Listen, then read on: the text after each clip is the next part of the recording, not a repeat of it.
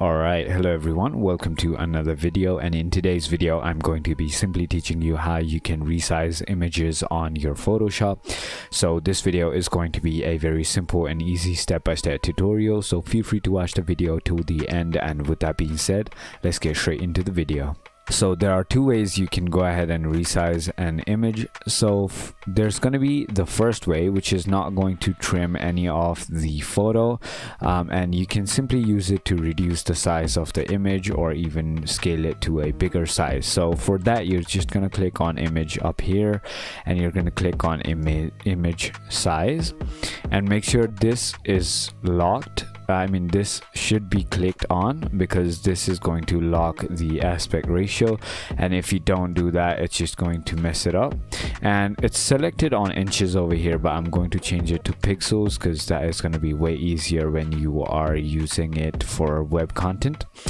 So if I go ahead and change the width to, let's just say 900, it's going to change the height itself to the same aspect ratio the image was already in, which is going to make it look better. And when I click on OK, as you can see, the image is smaller now and nothing has been trimmed whatsoever. But however, if I want to use the same image for, let's just say, something like a banner, which is 900 by 300, right?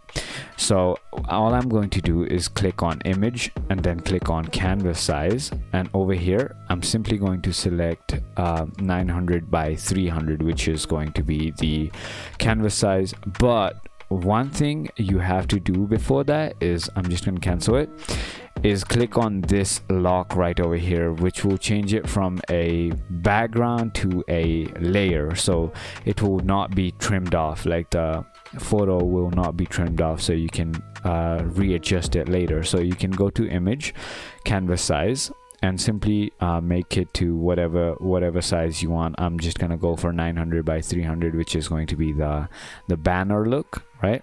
And I'm going to click on proceed, and as you can see, there it is.